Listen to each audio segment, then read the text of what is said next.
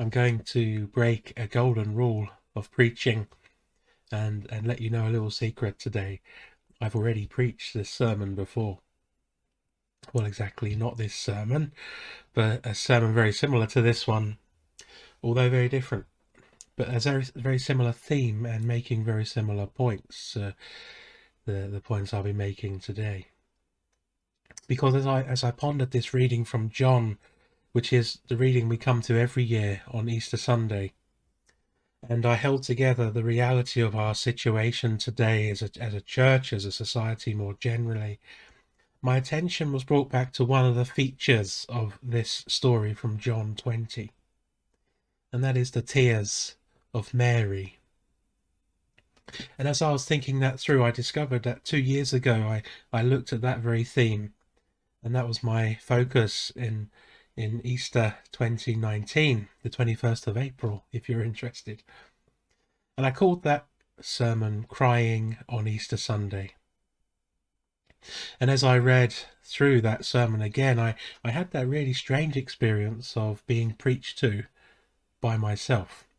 But anyway, I wanted us to explore this theme again together today. In light of our experience in the last year, I feel it's particularly appropriate. There's a pressure in church life to avoid the difficult parts of the story.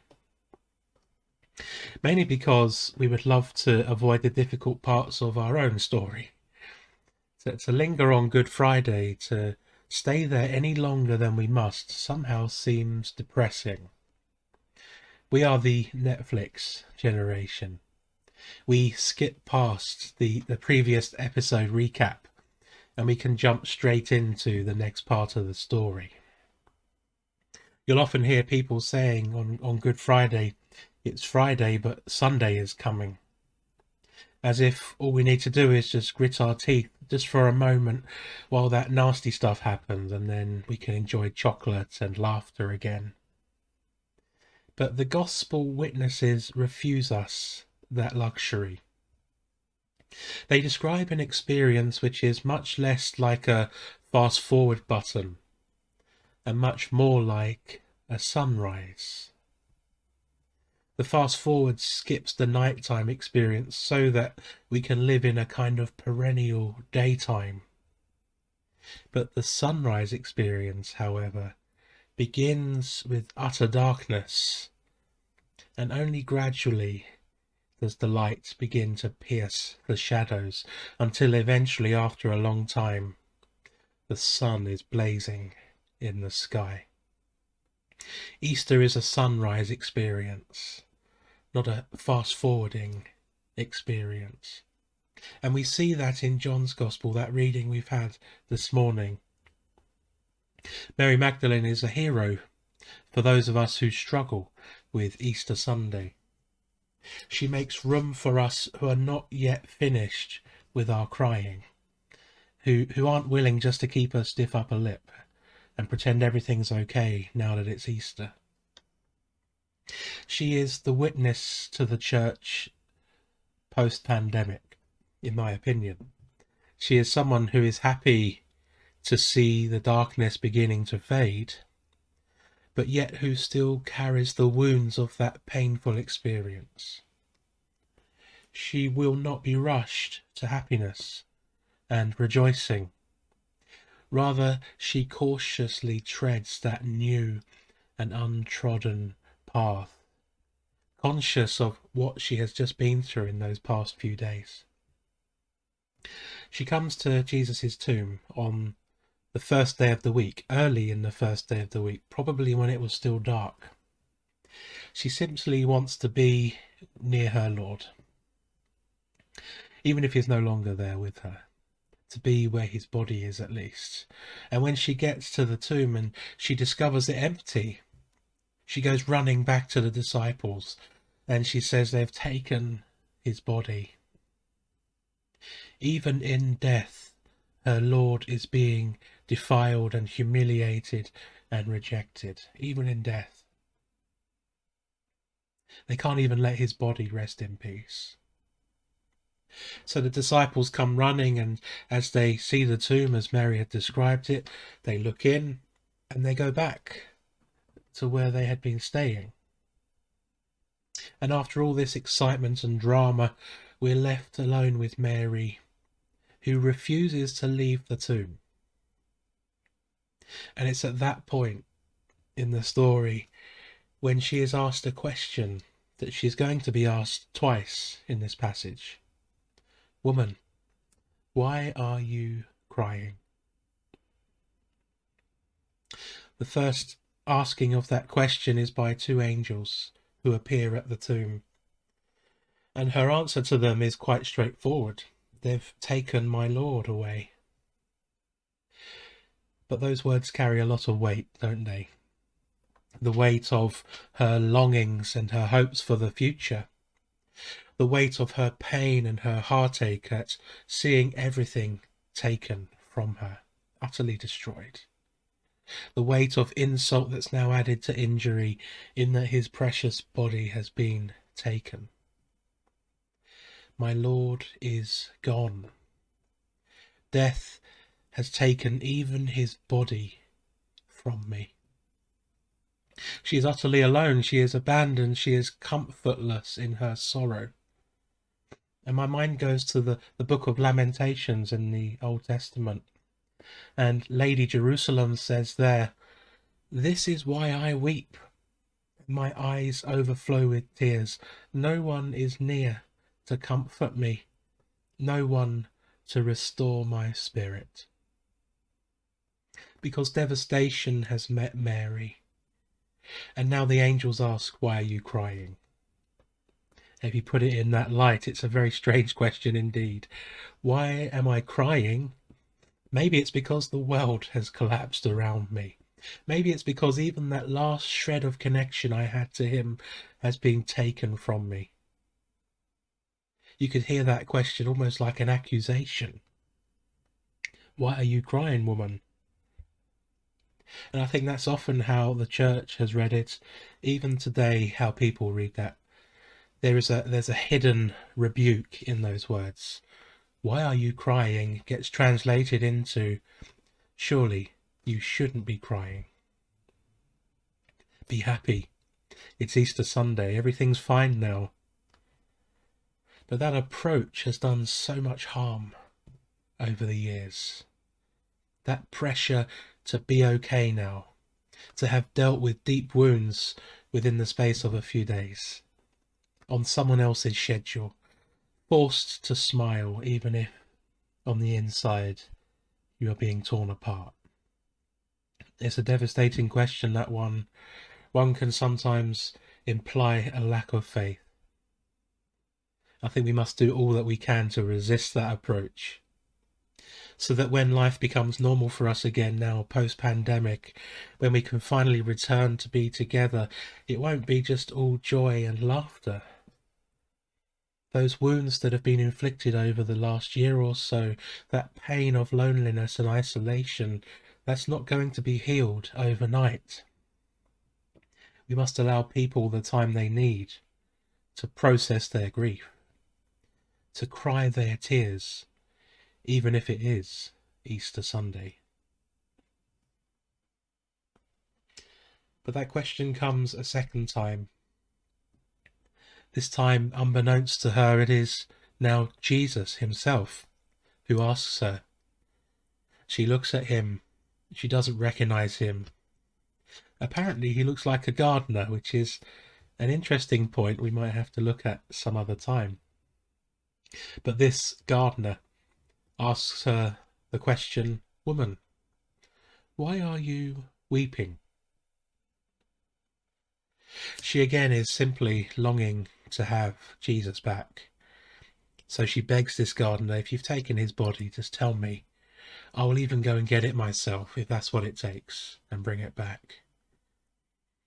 And then this gardener, who is the risen Jesus, says something to her which changes everything. Mary. He says her name in his own voice. And suddenly her eyes are opened and she sees him. It's the Lord. And she throws herself at his feet. She clings on to him with all the strength that she has left. He's alive. So surely the crying must stop now. Jesus is back. But it's not as simple as that, is it? She tries to cling on to Jesus, and he tells her, "Do not hold on to me, for I have not yet ascended to the Father." That bit of the story has always felt a little disappointing to me. It's like she's losing him all over again. He's back, and yet he's not back. He's with her, and yet she can't hold on to him. But I think in this moment of the story, we are discovering something profound. The story isn't over yet. There's more to come. Mary could quite easily have clung to that Jesus for the rest of her life. She could think he's back and things are going to go back how they were before all this nightmare happened.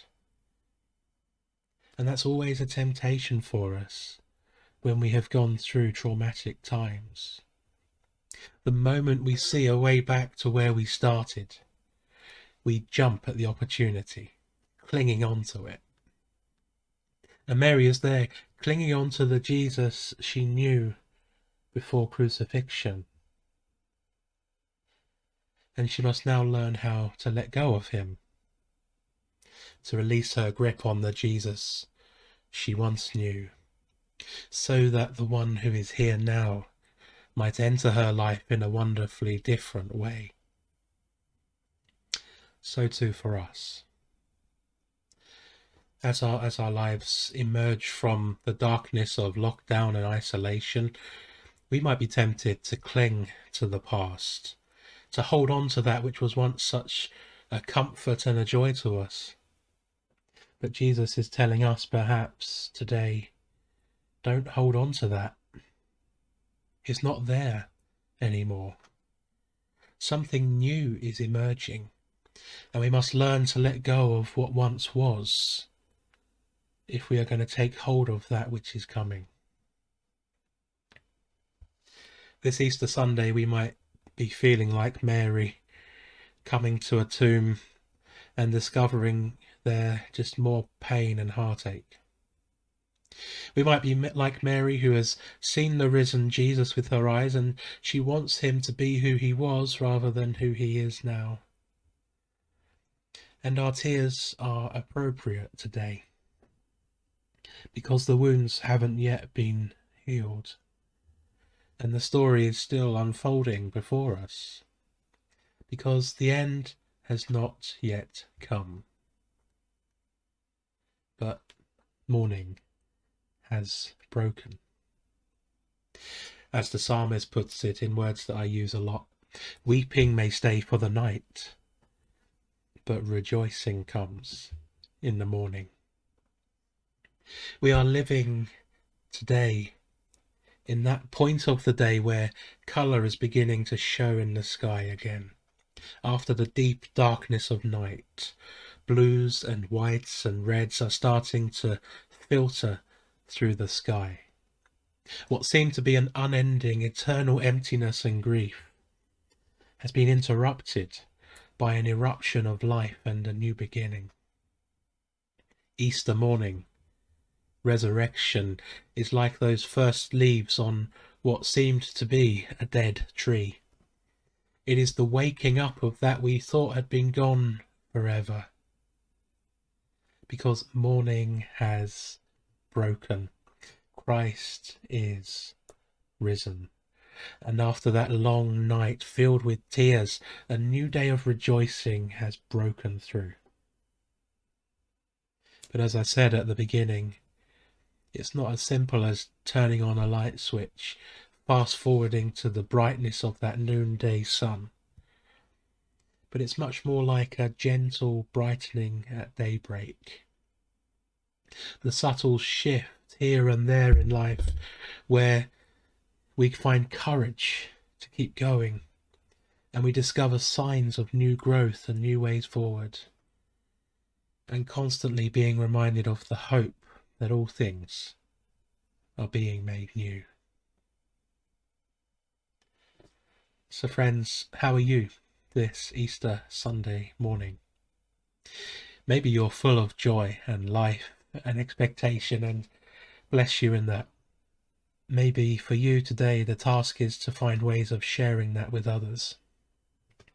Or maybe you're where Mary is today. Your eyes are still wet with tears. If that's you, come to the tomb with Mary. Weep alongside her, be honest about the things that have hurt you and that still continue to grieve you. But with her, begin the process of letting go of that which cannot come back. And then listen for Jesus speaking your name and sending you away from the tomb, back into the world to share that good news of new life, new beginnings, of hope reborn. Crying on Easter Sunday is okay. Some wounds take a long time to heal. But once weeping is done, joy comes, true joy, eternal joy, the risen Christ. Amen.